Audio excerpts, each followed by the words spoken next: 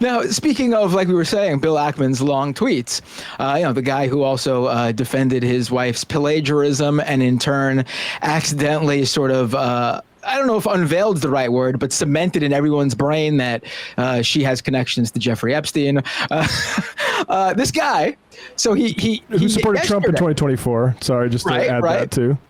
Big Trump supporter in 2024, big money donor to Trump and Cuomo. So Bill Ackman yesterday posts in the middle of the afternoon, like, when you guys are doing this show yesterday, I have a great idea on NYC. I will share it as soon as I can. I was a bit depressed when I woke up this morning, but I am now optimistic. And then a couple of minutes later, he posts, "We are looking into legal issues." And everyone's like, "What is he gonna try to overturn the election, like this fair election that just happened?" Right. And then so Bill Ackman comes again a couple hours later.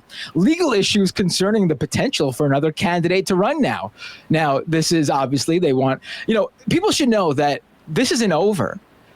Mamdani goes to the general. And he's not going to be facing just one other guy in the general. There is actually a whole slate of candidates waiting for him in the general. Andrew Cuomo is technically on the ballot because he registered under a third party that he made up specifically to be in the general election ballot in case he lost. But he wasn't expecting to lose this badly. So now he's actually trying to decide whether it's even worth running. And then you have Eric Adams, who is our current mayor, the incumbent in New York City, who didn't run on the Democratic Party line, which he won on in 2021 to become mayor because he knew he would lose in the primary because he's now beholden to Trump, so he could get those charges of corruption and bribery from Turkey dropped. So he's running on an independent line as well as the incumbent. And then there's the Republican candidate, the actual official Republican candidate, not to be confused with Cuomo and Eric Adams, Curtis Sliwa, who is the Guardian Angels guy, who is the red hat beret wearing guy or whatever, with like 20 cats, right? Yeah, he lives in a studio apartment with 20 cats, which is honestly the most likable thing about him. The Guardian Angels are someone known with 2 cats. That's too many cats. Yeah, I guess. But apparently he helps them or whatever. But the guy goes around though, and this is what the Guardian Angels have done for decades, literally going around like as vigilantes, policing the streets without any authority. And they most notably on Fox News Air, we played it on this show I think a year ago, saw someone who they thought was an undocumented immigrant commit what they thought was a crime, and they literally just attacked him on air. So that's the type of stuff that you'd get, I guess, if the safe work for ICE. Right. The law and order Republicans, of course, choosing their Republican mayoral candidate as the literal vigilante. And interesting. And then there's this other independent guy, Jim Walden or something like that, running, who's just like, I don't even know his deal. But so there are people to go with, but apparently not good enough for Bill Ackman, because early this morning, like around midnight, he drops one of his long essays about how he awoke this morning gravely concerned about New York City.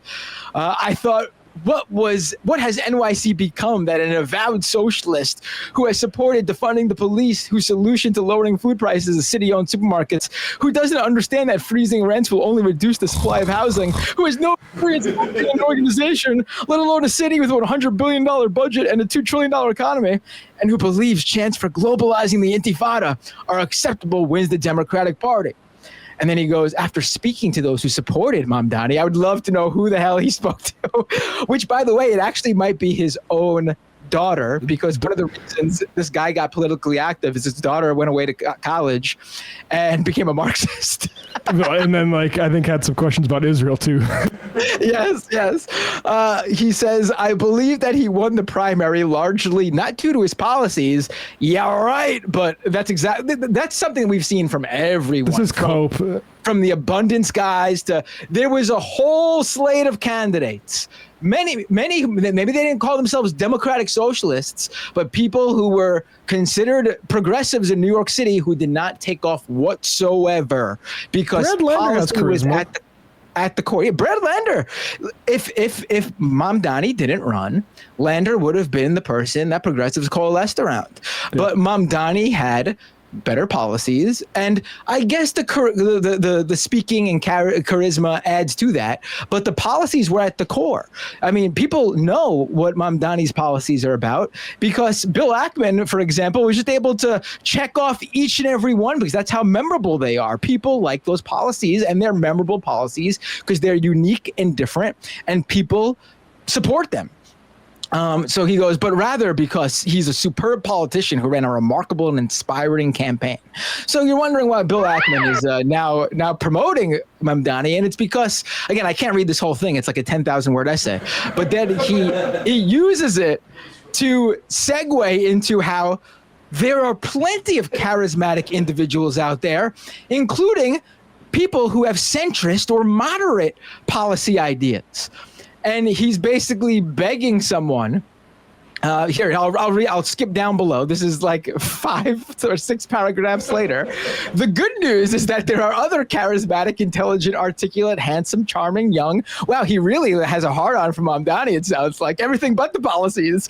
The good news is that there are other charismatic, intelligent, articulate, handsome, charming, young, yet more experienced, and importantly, more centrist politicians who are New York residents eligible for office. There are also extremely talented members of the New York business community who could be superb mayors. Bloomberg being the reference standard from the past. And the setup is extremely attractive for a run for mayor. There are only 132 days until the election, which means the commitment of time to run is de minimis. So basically, he's saying, hey, if you want to run in this election, you don't even got to care about the people of New York enough to run a long campaign. This shit will be over in a heartbeat. Then you have to be mayor. Yeah, this will be the most closely watched mayoral election in decades, perhaps ever, particularly in the social media and podcast. So he literally goes on to say there's all these positives of running as my candidates to stop Mamdani, but none of it involves actually serving the people of New York City. It's all about raising your own personal profile, and in return, you help me stop Mamdani. It's literally what he's saying. He continues, importantly, there are hundreds of millions of dollars of capital available to back a competitor to Mamdani that can be put together overnight. Believe me, I am in the text strings and the WhatsApp groups. I would love to be in those WhatsApp groups and see these guys melt down. Oh, my God. So that a great alternative candidate won't spend any time raising funds. So he basically one unfortunate fact he adds a couple paragraphs later, as far as I understand, and this is where the legal issues from before come in, is that the candidate will have to be a write-in candidate. So that's gonna be great. He's looking to field a candidate. Again, there are 4 other candidates at least on the ballot whose name is not Zohran Mamdani. And he is looking to back a completely separate new candidate that can't even get ballot access in time because that ship has sailed. And he's fielding this person as a writing candidate who doesn't have to run a real campaign for a long time because A, there's not much time. B, he's got all the money in the world behind him, so don't worry about it. We'll just throw money at it. So you don't even gotta meet those smelly peons of New York City, the people who live in. Let's not even talk about just the people who are in the Bronx and Queens and Brooklyn. You definitely wouldn't even have to talk to those petty bourgeoisie in Manhattan. So it's incredible that he's doing this.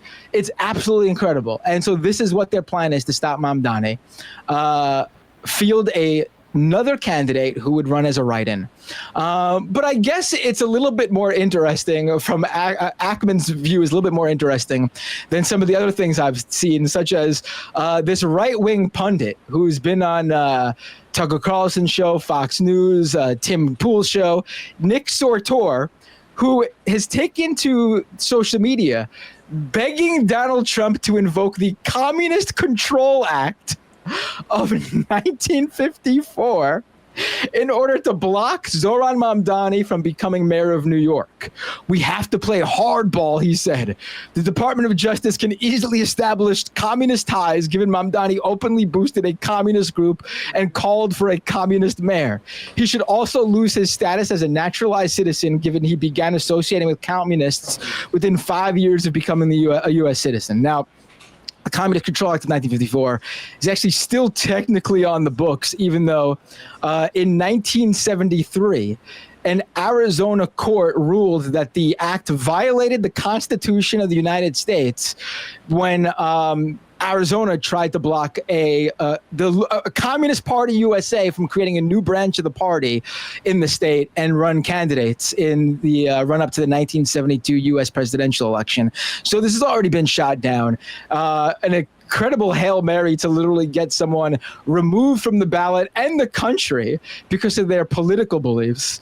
But also stunning all around, from the Ackmans to the Sortors, the guy I just mentioned, that like if Mamdani's going to be so bad like they think, and they hate New York so much, they tell us this all the time, why wouldn't they be joyful that Mamdani is going to destroy the city they hate and in turn ruin the reputation of progressives and leftists and democratic socialists all throughout the country?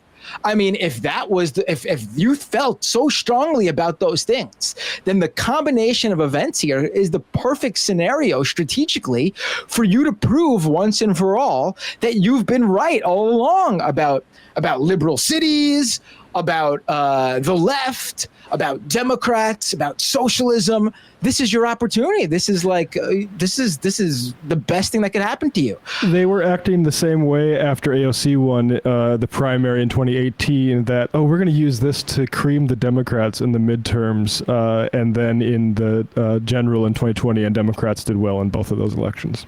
Right. But what I think is going on here is that unlike AOC, Mamdani actually has the power to do these things that he's saying he will do. Like, people keep saying, oh, yeah, I don't know, he can't freeze the rent. Actually, he can. He can freeze the rent. People don't even understand what he's talking about either. Like, the freeze the rent thing is all about freezing the rent of rent stabilized apartments in New York City. And they love to bring out the idea that this isn't going to solve the housing crisis, and all Mamdani cares about is helping out recent transplants to New York City. I can tell you, as a born and raised lifelong New Yorker for over 38 years, the people living in rent-stabilized apartments are pretty hard to get in New York City. People who are in rent-stabilized apartments, once they do get it, they live there for years, not years, decades, generations. Yeah. They stay there. So what this would do is provide relief to lifelong, probably mostly born and raised New York working class residents. And that's the main thing here, to provide relief for them. He has other plans for a whole slew of housing policy initiatives. This is to straight up help New York's working people who've lived here for many years, and just help give them relief as prices raise all across the board, really all over the country, but especially in New York City, to give them relief in just one area, the rent. And I can tell you, as a rent-stabilized resident myself, it's going to be a huge help for working families like myself, especially people with kids such as myself. So this is what they fear, that Mamdani can actually do something by himself straight up that's going to help people. Like, AOC's win was huge, and it's important to have someone like that in federal government. But as a single U.S. House representative, she can't enact her agenda alone. So, they can use these things to knock her. But Mamdani, there are things as mayor he can just outright do. And that's why they are so scared of this. Because a democratic socialist has finally been given the office in which they can enact at least some of the things they outright plan to do on their own. And they are running scared because people will like it. Can I just insert one other element to this? Ayaan Hirsi Ali, who is a sort of like right-wing, she calls herself an ex-Muslim, and she's also somebody who was cited by Anders Breivik before he murdered 77 people in Norway, I think it was. And her response to that was, the people who failed to speak up against Muslims coming to Europe are the actual cause, and they left people like Breivik no choice. But anyway, Ayaan has a recommendation that I want to second. 2nd, in fact, she responded to this novel that Bill Ackman wrote about being gravely concerned. She said, "The answer is looking you in the face. You are the best candidate to run against Mamdani. The Michael Bloomberg of 2025, a dedicated New Yorker and the opposite of this guy in every respect." So I would just say, yes, please, Bill Ackman. Cuomo spent $100 per vote that he got. I want you to double that. I want you to spend $200 of your own dollars in order to lose in the general election as a writing candidate against Zohran Mamdani. And please listen to these people like Ayaan Hirsi Ali, who are definitely not just trying to get you to open their checkbook and sponsor their next sort of venture in Islamophobia. They really mean what's best for you is to run against Zohran as a writing candidate using your own money. Right. These people have no idea about New York whatsoever. They don't know about the people who live here. They don't know about the politics of the people who live here. They know nothing about New York. I've seen people say, "Oh, we're going to let a election where only 9.1% of eligible voters voted." More people voted for Zohran Mamdani in the first round of this election than voted for Eric Adams last time around. And you don't see people denying that Eric Adams should have been mayor because less than 9% of people voted in the election in total. This is just how New York, this is really how it is in general. People, most voters are sort of passive politically, and they just don't care enough about the primaries, and they let the more politically minded people hash that out, and then they come out in the general and just pick whoever their party chose. That's just how it is. I wish more people were active, but most people seemingly don't want to be. You know who needs to be active? DSA, and that's who was, and that's why we won. Thank you to all the DSA folks who have been knocking so many doors, and that's not something that is going to want to be emphasized by the people saying it's all about Zohran's Riz. I think it's about the people who were ready to go to battle for him, and they won. Hey, folks, don't forget to hit the subscribe button and check out our daily show. We do it every day at 12 p.m. Eastern for about 2.5 hours. We even take phone calls. You should check that out.